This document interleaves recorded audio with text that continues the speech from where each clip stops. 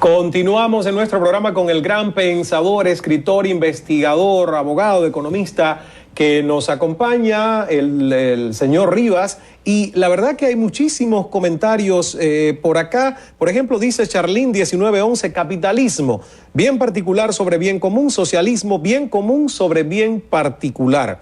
Hay otro que dice Chexter, el socialismo es la distribución igualitaria de la riqueza de todo tipo, producida por una sociedad en un país determinado. Hay otro que es un poquito más humorístico, que dice Camilo LM, el socialismo, si se hace en el desierto, a un año importa arena.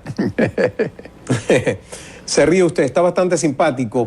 Dice Dioners Yes, la demagogia es socialismo. Y menciona Armando Rivas Encala, excelente. Ahora, me quedé con varias frases. Por ejemplo, educar con marxismo es como amamantar con alcohol. Fuerte la frase. Bueno, porque cuando uno está borracho no ve la realidad.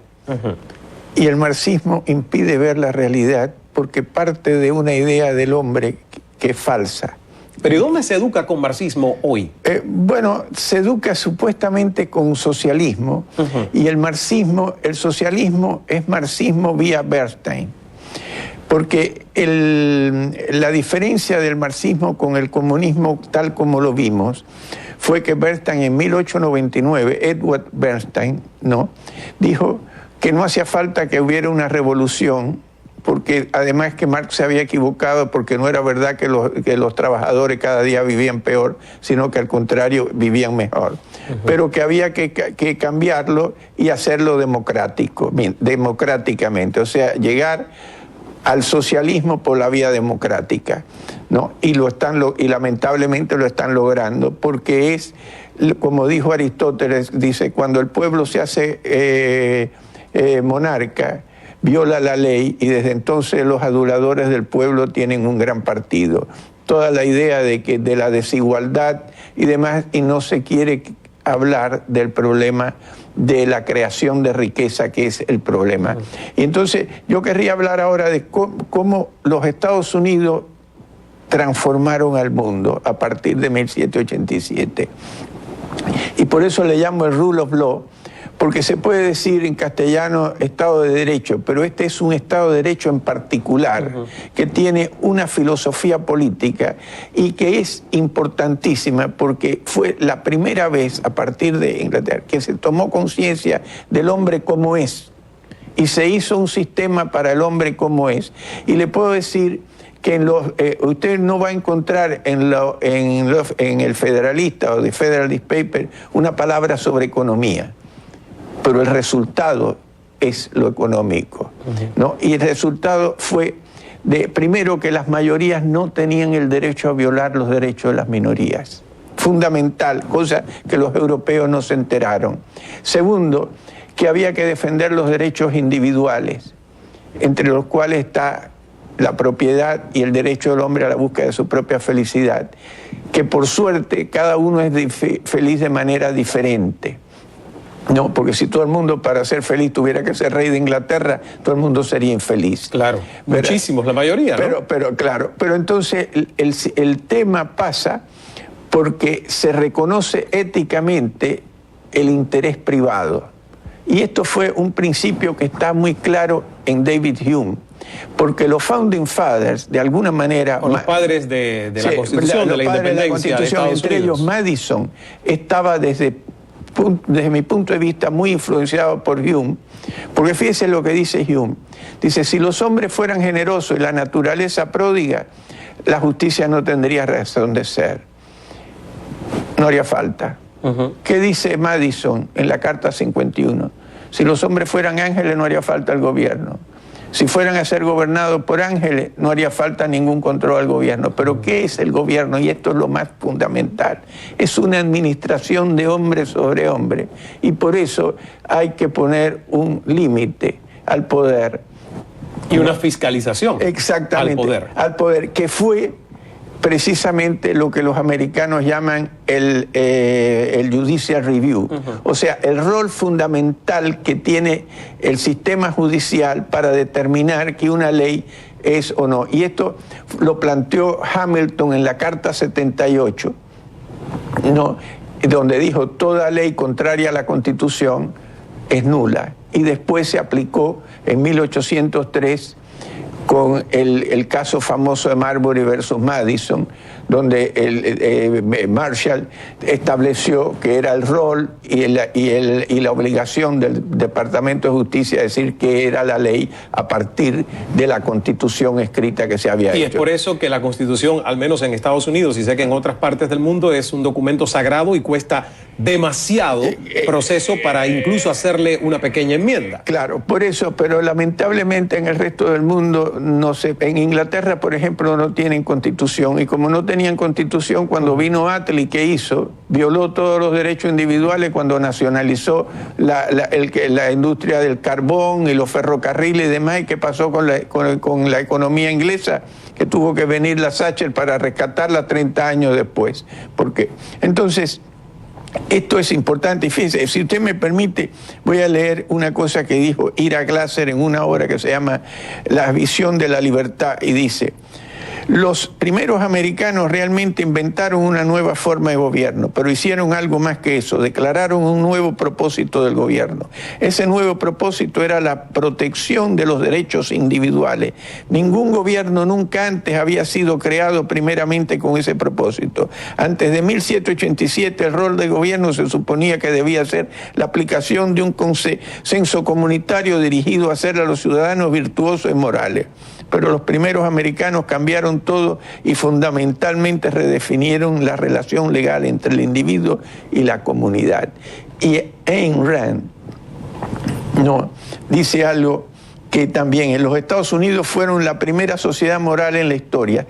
Todos los sistemas previos habían visto al hombre como un medio sacrificable a favor de los fines de los demás y a la sociedad como un fin en sí mismo. Los Estados Unidos consideraron al hombre como un fin en sí mismo y a la sociedad como un medio para una coexistencia pacífica, ordenada y voluntaria de los individuos.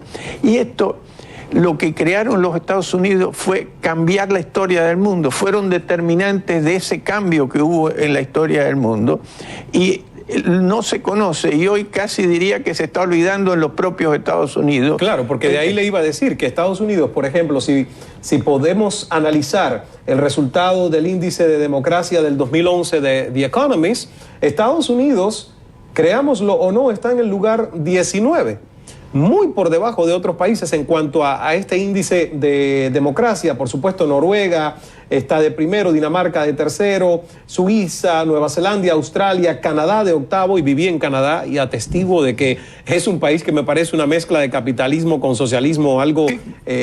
Uruguay está en el 17 y Estados Unidos en el 19. O sea, Estados Unidos hoy por hoy no es el mejor paradigma del mundo en cuanto al sistema democrático. Pero quiere que le diga una cosa, el problema pasa porque hay definiciones diferentes de la democracia. La democracia del rule of law es una y la democracia mayoritaria es otra.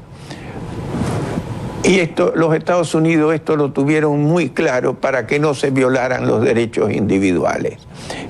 Si usted, porque tiene una constitución hecha, permite legalmente nacionalizar y demás, es democrático también, pero ¿qué pasa? Es una destrucción de la creación de riqueza. Mire, Europa está con una crisis enorme, ¿verdad? Y la gente dice que es la crisis del capitalismo. No, es la crisis del socialismo. ¿Sabe cuánto es el gasto público en los países de Europa? Entre cerca o más del 50%, ¿no? 50% del Producto Bruto. Como dice Gilder en un libro que recomiendo también, que se llama Riqueza y Pobreza, dice, el gasto público no forma parte del producto, sino forma parte del costo del costo de producir. Bueno, justamente lo que está tratando de hacer el nuevo presidente español, Mariano Rajoy, de justamente recortar ese gasto público. ¿Pudiera ser ese el camino o usted ve que la tendencia en Europa sería irreversible? Mire, el problema es que hay dos procesos acá. Hay uno que tiene que ser la política monetaria, porque usted no puede dejar caer a los bancos, porque si deja caer a los bancos pasa lo que pasó en la década del 30 en Estados Unidos. Y esto lo dice nada más y nada menos que Friedman, para que no me digan que soy keynesiano, ¿no? Y dice, ante la crisis, ¿no?, hay que hacer que los bancos conviertan sus activos en efectivo. Y para esto no es que se cambien de un banco para otro, sino que habrá que crear dinero. O sea que Friedman, el monetarista por antonomasia, se dio cuenta que en un momento de la historia, cuando uno tiene sistemas bancarios de reserva fraccionaria, como dice él, la mentira del mundo es decir que usted tiene un depósito en el banco. Usted no tiene un depósito, usted tenía un crédito, porque el banco la plata suya ya la prestó. ¿Te das cuenta? Entonces hay que resolver, hay que parar la problemática a través del dinero, ¿no? Y después empezar a reducir el gasto, porque es inviable un sistema donde el gasto llega a niveles que la gente cada vez tiene menos interés en trabajar y en producir y más interés en que le regalen la plata. Esto es porque el hombre es como es. Y por eso es que, insisto, el cambio de los Estados Unidos fue fundamental, porque fue el primer país, o el segundo, si se quiere, después de Inglaterra, que tomó en cuenta al hombre como es, para crear un sistema político conforme al hombre como es, mientras que el socialismo, como dice también Tocqueville, ¿no?, el socialismo y la concentración de poder son frutos del mismo suelo, porque lógicamente si usted tiene el derecho a repartir, tiene el derecho a quitar, y donde hay el derecho a quitar, ahí no hay derecho de propiedad, y donde no hay derecho de propiedad no hay creación de riqueza. Y esto lo vamos a ver con Europa, que vamos a analizar la crisis, porque es importante saber cuáles son las causas de la crisis europea y la causa de la crisis americana. Son totalmente diferentes. Vamos a hacer una pausa y cuando regresemos nos explica las causas de la crisis de Europa, la de la crisis de Estados Unidos. Obviamente hay muchos más comentarios a través de las redes sociales y vamos a leer algunos de los que ustedes siguen enviándonos a través de @CalaCNN en Twitter y en Facebook. Ana Asiloe: el capitalismo comprende un conglomerado de inversión empresarial y humanística de mayor proyección. Gracias, Ana, por tu comentario. Veamos otro de Tamara Fuenmayor. Dice: socialismo es quitar a los que tienen para darle a los que no.